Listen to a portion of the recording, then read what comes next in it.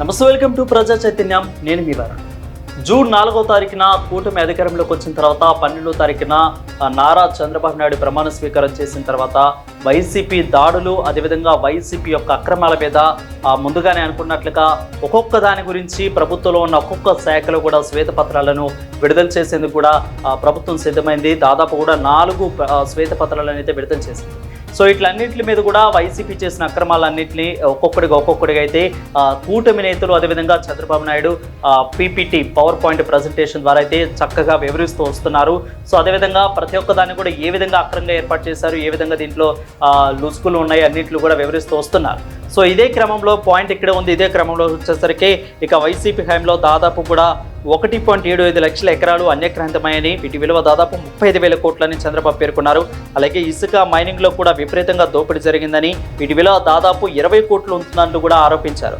So Chandrababu Naidu సంచలనాలు చేయగా వాటికి దీటైన సమాధానం ఇచ్చేందుకు కూడా ఇప్పటి వరకు వైసీపీ నాయకులు కానీ, కార్యకర్తలు కానీ, అదేవిధంగా ఎప్పుడైతే ఏదైనా జరిగిందంటే మీడియా ముందుకు వచ్చి టక్కని మాట్లాడే నాయకులు ఎవరు కూడా ఇప్పుడు లేరు అంటూ కూడా ప్రజలు చర్చించుకుంటున్నారు. ఏదన్నా ప్రతిపక్షంలో కూటమి ఎప్పుడు ఉన్నప్పుడు కూడా, ప్రతిపక్షంలో టీడీపీ ఉన్నప్పుడు ఏదన్నా అలిగేషన్ చేసినా, ఏదన్నా మాట్లాడినా కానీ దానికి వెంటనే వచ్చి చాలామంది నేతలు ఎవరైతే మనం గొప్పగా చెప్పుకునే నోరున్నారు, వాక్చాతుర్యం ఉన్నవారు అంటూ మనం మంత్రి పదవులు ఇచ్చామో, ఎవరైతే జగన్మోహన్ రెడ్డి వాళ్ళకి ఏ విధంగా అధికారాలు కట్టబెట్టారో వాళ్ళందరూ కూడా ఇప్పుడు ఎక్కడున్నారంటూ కూడా ఇన్ని శ్వేతపత్రాలు వదులుతున్నా కానీ లేదు, ఇది అబద్ధము, ఇది కాదు, దీని మీద ఆరోపణలే, దీని మీద ఇన్వెస్టిగేషన్ చేయండి, లేదంటే మీరు విచారణ చేపట్టండి, లేదంటే ఎవరో ఒకరు కమిషన్ వేయండి, కమిటీని వేయండి, జరిపించండి దీని మీద విచారణ అంటూ చెప్పే వైసీపీ నాయకులు కరువయ్యారంటూ కూడా ప్రజలు చర్చించుకుంటున్నారు. సో దాదాపుగా కొడాలి నాని, పేర్లి నాని, రోజా, అంబటి రాంబాబు, అదేవిధంగా జోగి రమేష్, ఇలాంటి నేతలందరూ,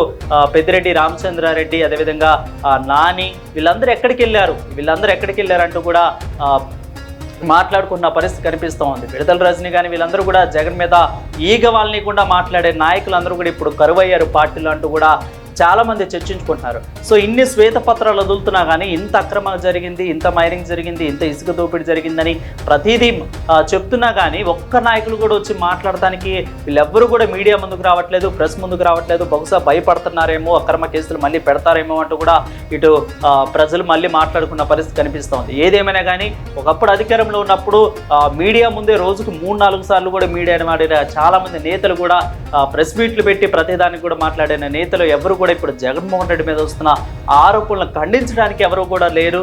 దానికి అన్నింటిలో కూడా ఇప్పుడు మళ్ళీ సాక్షి గతైందంటూ కూడా ఇప్పుడు ప్రజలు చర్చించుకుంటున్నారు. సో ఒక విధంగా చెప్పుకోవాలంటే జగన్మోహన్ రెడ్డి వీళ్ళందరూ కూడా గుర్తించాలి, ఎవరు ఏంటి, అధికారంలో ఉన్నప్పుడు ఆయన వెంట ఎవరు ఉన్నారు, అధికారంలో లేనప్పుడు ఆయన వెంట ఎవరు ఉన్నారు. ఇప్పుడు ఆయన మీద ఎలిగేషన్ చేస్తున్నప్పుడు కూడా జగన్మోహన్ రెడ్డి మీద ఎలిగేషన్ చేస్తున్నప్పుడు కూటమి నేతలు, అదేవిధంగా శ్వేతపత్రాలు విడుదల చేస్తున్నప్పుడు ఇంత అక్రమంగా జరిగిందంటూ కూడా మాట్లాడుతున్నప్పుడు ఎందుకు ఈ నాయకులు ఎవరు మాట్లాడట్లేదు, వీళ్ళందరూ కూడా ఎందుకు మాట్లాడట్లేదు అంటూ కూడా దాదాపు కూడా జగన్మోహన్ రెడ్డి ఇప్పటికీ ఆలోచించారు. ఇప్పటికైనా కానీ మించిపోయింది ఏమీ లేదు అంటూ కూడా ప్రజలు అనుకుంటున్నారు. ఖచ్చితంగా సమీక్షలు జరుపుకోవాలి. ఎందుకల్లా పార్టీ ఓడిపోయింది, కేవలం 11 సీట్ల మీద రావడానికి చాలామంది ఎమ్మెల్యేలు కూడా కారణం అంటున్నారు. సో వాళ్ళందరూ కూడా జగన్మోహన్ రెడ్డికి ఇప్పటికే ఆల్రెడీ కూడా తెలిసి ఉండిద్ది ఎవరి వల్ల పార్టీ ఓడిపోయాము, ఎవరి వల్ల ఇదైపోయింది, ప్రజలకి లబ్ధి చేకూరినా కానీ ఇన్ని లక్షల కోట్లు ప్రజలకి బటన్ నొక్కి వాళ్ళకి లబ్ధిదారులు నేరుగా వాళ్ళ అకౌంట్లో వేసినా కానీ ఎందుకు పార్టీ ఓడిపోయింది అనేది కూడా ఆల్రెడీ కూడా సగం వరకు ఇప్పుడు జగన్మోహన్ రెడ్డి తెలిసి ఉన్నది.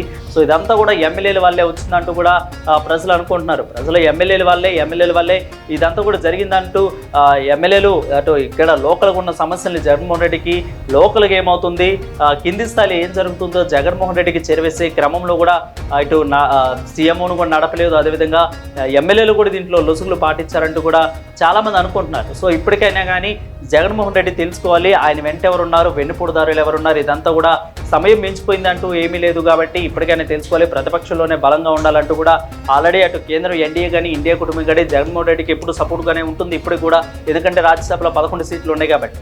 సో అదేవిధంగా ఇప్పటికీ మించిపోయింది ఏమీ లేదు. జగన్మోహన్ రెడ్డి తెలుసుకొని ఎవరు ఆయన వెంటుంటున్నారు, ఎవరు ఉండట్లేదు, ఎందుకు ఇన్ని అలిగేషన్స్ వచ్చినా కానీ ఎవరు చేయట్లేదు, దీన్ని తప్పు అని ఎవరు ఖండించట్లేదు, కేవలం సాక్షి మీడియా మాత్రమే వచ్చి ఇప్పుడు మాట్లాడే పరిస్థితి వైసీపీ పార్టీకి వచ్చిందంటే ఎంత దారుణంగా పార్టీ ఉందో అర్థం చేసుకోవాలి. సో అదేవిధంగా ఒకే ఎమ్మెల్యే మేరుగు నాగార్జున మాజీ మంత్రి వచ్చి మీడియా ముందుకు వచ్చి చంద్రబాబుకు సవాల్ విసురుతున్నారు తప్ప మిగిలిన మంత్రులు ఎవ్వరూ ఈ శ్వేతపత్రాల మీద మాట్లాడట్లేదని అయితే తెలుస్తూ ఉంది. అదేవిధంగా ఇక చంద్రబాబు మాదిరిగానే వైసీపీ మాజీ మంత్రుడు ధర్మర Prasad Reddy, Peddireddy Ramachandra Reddy power point presentations PPT ఇచ్చి వీళ్ళైతే ఎక్స్ప్లెయిన్ చేస్తున్నారు. కానీ ఏ శ్వేతపత్రం ఏదైతే విడుదల చేశారో ఆ శ్వేతపత్రం మీద ఆ మంత్రి మాట్లాడాలి.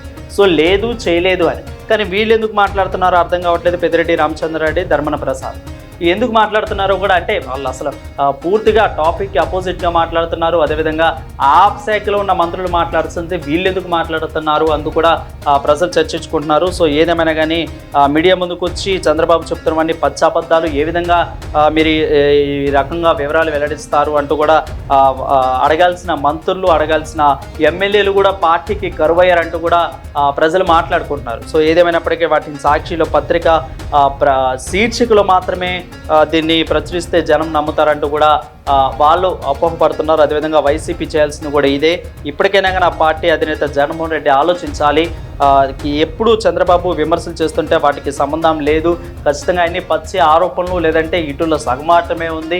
సో ఇది జరిగిందంటూ కూడా చెప్పాలి. ఎందుకంటే ఆల్రెడీ కూడా కృష్ణానది జలాల మీద ఇటు తెలంగాణ రాష్ట్రంలో కాంగ్రెస్కి బీఆర్ఎస్కి విపరీతంగా జరిగినప్పుడు అంత బాధలో ఉండి కూడా కేసీఆర్ అంత తొంటి ఆపరేషన్ చేయించుకొని కూడా నల్గొండ వెళ్ళి నల్గొండలో మీటింగ్ పెట్టి కృష్ణా జలాల మీద క్లియర్గా ఎక్స్ప్లెయిన్ చేశారు. సో జగన్మోహన్ రెడ్డి, చంద్రబాబు కూడా ఇప్పుడు జరుగుతున్నప్పుడు శ్వేతపత్రాలు విడుదల చేస్తున్నప్పుడు ఖచ్చితంగా జగన్మోహన్ రెడ్డి బెంగళూరులో ఉన్నారు, కాలు చికిత్స చేయించుకుంటున్నారు. ఆయన లేకపోయినా కానీ ఇక్కడ మంత్రులు ఉన్నారు. ఆల్రెడీ మాజీ మంత్రులుగా చేసిన కొడాలి నాని కానీ, అదేవిధంగా రోజా కానీ, వీళ్ళందరూ కూడా పేర్లి నాని కానీ, అంబటి రాంబాబు కానీ వీళ్ళందరూ ఉన్నారు. వీళ్ళందరూ ఎందుకు ఇప్పుడు వచ్చి మీడియా ముందుకు మాట్లాడట్లేదు? కేవలం ఈ శ్వేతపత్రాల మీద, మిగిలిన వాటి మీద, మిగిలిన ఏదైతే అలిగేషన్స్ వస్తున్నాయో వాటిలన్నింటి మీద మాట్లాడుతున్నారు. కానీ వీటి మీద ఎందుకు మాట్లాడట్లేదు? శ్వేతపత్రాల మీద కదా మాట్లాడాల్సిందంటూ కూడా ప్రజలు మాట్లాడుకున్నారు.